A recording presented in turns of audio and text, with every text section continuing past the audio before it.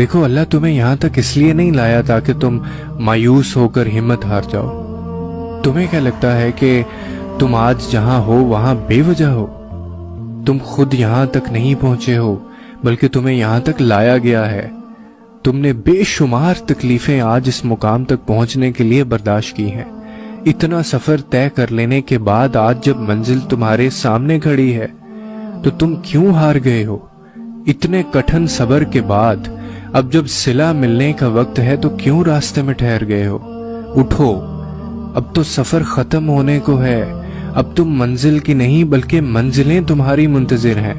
اب تمہیں معجزوں کا نہیں بلکہ معجزوں کو تمہارا انتظار ہے۔ اب کن تمہاری ایک آخری دعا کا ارادہ باندھے ہوئے ہے کہ یہاں تم مانگو اور وہاں تمہیں منہ سے نکلی پہلی فریاد پر نواز دیا جائے۔ اب صبر کے زمانے گزر گئے ہیں، اب صلے ملنے کا وقت ہے۔